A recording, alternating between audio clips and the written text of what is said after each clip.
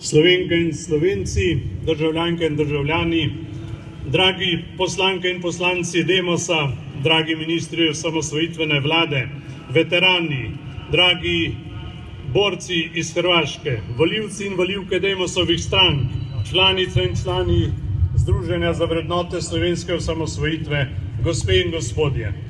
Ne stojimo prvič na tem mestu in tudi mokri ne bomo prvič. Tu smo pred četrt stoletja zahtevali demokracijo in lastno državnost. Tu smo zahtevali osvoboditev Janše, Borštnerja, Tasiča in Zavrla. Tu se je dogajal slovenski Demos in nov slovenski ponos. Zaradi naše demokratičnosti, državotvornosti in našega domoljubja se je ta prostor iz trga revolucije spremenil v trg republike. Na njem smo na dan osamosvojitve posadili slovensko lipo, da bi pričalo o zgodovinskem dnevu. Pričevalske lipe ne vidim več tam, kjer smo jo posadili. Lani so jo na tiho spravili nekam drugam.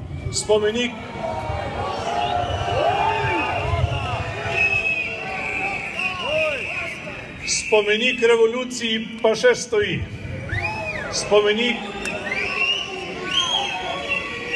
Spomenik, ki simbolizira nasilni prevzem oblasti. Ta simbol mnoge boli in nas deli. In tega, kar simbolizira, ne moremo skupaj praznovati. Ta kraj bo v celem in dokončno postal trg republike, ko ga ne bo več krasil spomenik revoluciji, ampak spomenik, ki nas bo povezoval v demokratičnem duhu res publike. Pred nedavnim smo praznovali 25-letnico prvih demokratičnih volitev, na to dan odpora, konec druge svetovne vojne in dan Evrope. Dovolite, spoštovani zbrani, nekaj misli v tej zvezi. Leta 1943 so doživeli poraz italijanski fašisti, leta 1945 nemški nacisti, leta 1991 smo zmagali vojno za Slovenijo proti jugoslovanski ljudski komunistični armadi. Vse to lahko praznujemo skupaj kot osvobodilna dejanja v Sloveniji in v Evropi. Slovenska težava pa je 70 let po koncu druge svetovne vojne še vedno ta, da so slovenski komunisti pod odkriljem boja proti okupatorju med vojno in po njej izvajali krvavo revolucijo, ki je razdelila Slovenke in Slovence. In tega ne moremo praznovati kot osvoboditev ne v slovenskem in ne v evropskem okviru. Revolucije se lahko spominjamo kot nesreče brez primere, ki je vse zaznamovala, naročnike, izvajalce in žrtve, premnoge pa ustvarjalno in politično ohromila ali onemogočila. Zato okroglo obletnico pri nas doživljamo drugače kot drugod po Evropi. Pri nas je svoboda po letu 1945 zasijala samo za ene, zato jo tudi praznujejo samo nekateri. Pri nas se še vedno s praznovanjem konca druge svetovne vojne skuša legitimirati rdečo zvezdo, ki se nadalje očiti od njene revolucionarne razsežnosti in legitimiranja tistih, ki so revolucijo izvedli in od nje živeli. Pri nas v bistvu nismo praznovali konca druge svetovne vojne, ampak tisto, kar ji je sledilo. Gospe in gospodje, kakšna je razlika med majem 1945 in majem 1990? Maj 1945 nam je prinesel revolucionarno vlado, maj 1990 pa demokratično. Prva je uvedla skoraj pol stoletja komunističnega totalitarizma. V njenem času so se zgodili povojni pomori, nacionalizacija in drugi izrazi revolucionarne oblasti. Bila je v službi ene in edine stranke.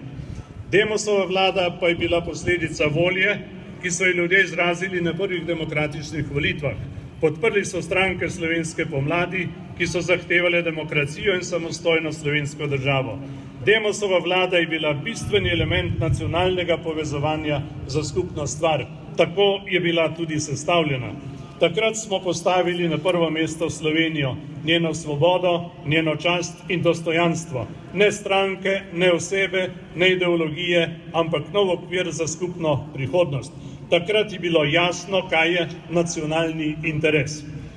V časih, ki že dolgo kažejo na izgubo slovenskega kompasa, je pomembno, da oživimo zavest, o neprecenljivi politični izkušnji z dokazi in rezultati slovenske odločnosti ter enotnosti v kritičnih trenutkih.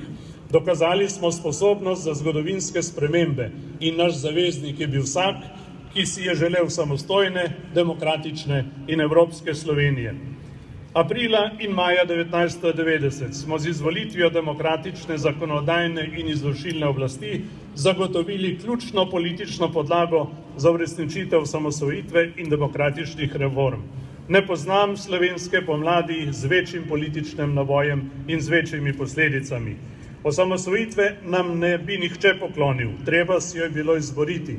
Junija 1991 smo uspeli, ker smo uspeli aprila in maja 90 opraviti demokratični preboj in v njegovem okviru organizirati tudi priprave na obrambo in zato praznujemo danes tudi ustanovitev MSNZ-ja.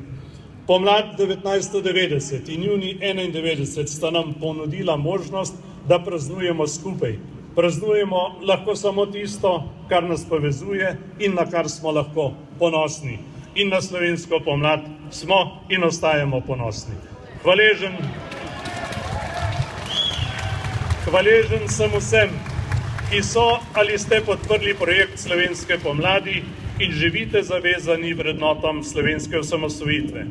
25 let pozneje je slovenska slika po letih rasti, ki je dala impuls slovenska pomlad, drugačna. Temu razvojnemu impulzu slovenske pomladi je sledil razvoj, ki je odnesel smisel za skupno. Nacionalni interes, ki so ga prodajali, ni imel velike zveze s skupnim dobrom. In 70 let po drugi svetovni vojni in 25 let po prvih demokratičnih volitvah in 11 let po članstvu v Evropski zvezi se še vedno pozivamo, da je treba pokopati mrtve in se spraviti s preteklostjo. Slišali smo to tudi z državnega vrha na eni od zadnjih proslav.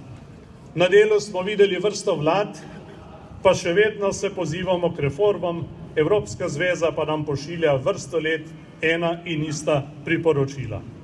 Gospe in gospodje, Slovenijo moramo deblokirati. Slovenija mora zaživeti. Ustaviti treba bojkot skupnega interesa in prenehati treba z bojkotom osnovne pietete. Prekiniti moramo z mešanico neodgovornosti, slabega upravljanja in koruptnosti. In prekiniti je treba s selektivnim sodstvom. Ne bom nadaljeval, ker sem lani povedal že vse, kaj je narobe. Zato, dragi prijatelji, soborci in sodelavci, po vseh zmagah v prejšnjem stoletju nam manjka ključna zmaga. Premagati bomo morali še samega sebe. Šele ta zmaga nam bo odprla pot v skupno praznovanje. Iskreno vam čestitam k vsem Demosovim 25-letnicam v tem letu. Naj živi samostojna Slovenija, naj živi slovenska pomlad. Odgovor na vse, kar je narobe v tej državi, je več slovenske pomladi.